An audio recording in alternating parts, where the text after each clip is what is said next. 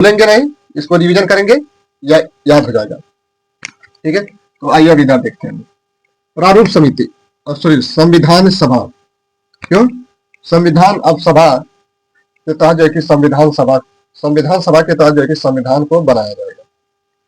चलिए, जब भारत विभाजन नहीं हुआ था तो उस समय 389 सदस्यों का निर्वाचन किया गया था। अखंड भारत जब पाकिस्तान भारत से अलग नहीं हुआ था तो उस समय जो कि मेंबर थे 389 सदस्यों का निर्वाचन किया गया था।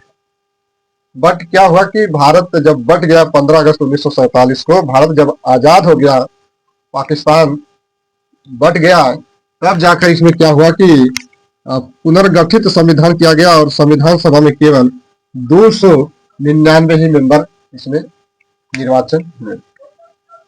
299 ही मेंबर इसमें निर्वाचन हुए।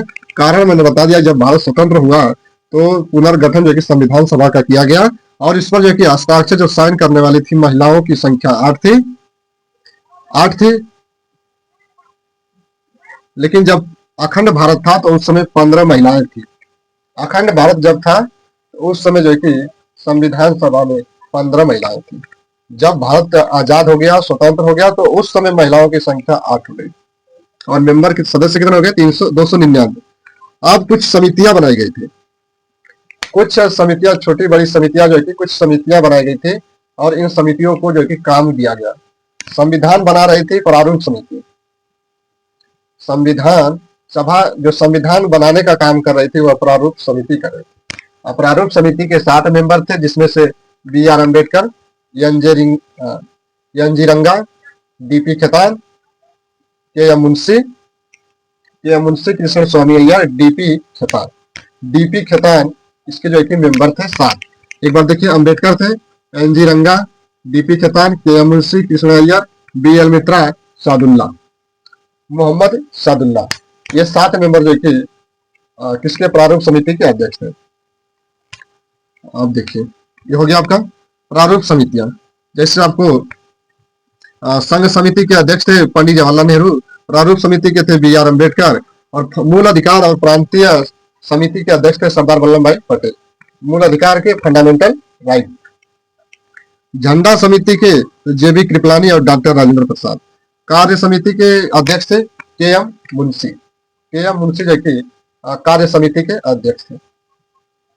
ये हो गया आपका प्रारूप समिति। अब संविधान को किसने लिखा है? ये कई बार जो है कि लोगों को कंफ्यूज करता है कि आप कंफ्यूज मत होइएगा, ठीक है। संविधान को लिखने का काम किए थे आपके क्या नाम था उनका,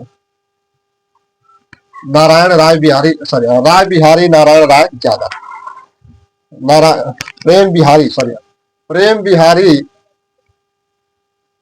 बिहारी नारायण राय ज्यादा जो है कि उनकी जो है कि हैंड राइटिंग है।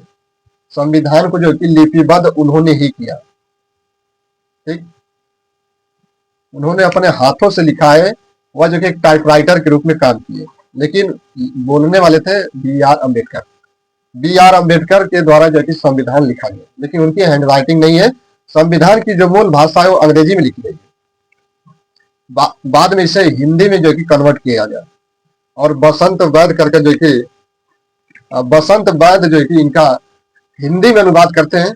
और संविधान सभा की पहली बैठक होगी 9 दिसंबर 1946 में और संविधान जो है कि 26 नवंबर 1949 को संविधान को संविधान बनकर जो कि तैयार हो गया था। फिर इसी दिन अंगीकृत, अधिनियमित और आत्मर्पित किया गया था 26 नवंबर 1949 को और संविधान लागू हुआ था 26 जनवरी 1950 को। अब आपने कभी सोचा कि 26 जनवरी 1950 को ही संविधान क्यों लागू हुआ? 26 जनवरी 1950 को ही संविधान क्यों लागू हुआ?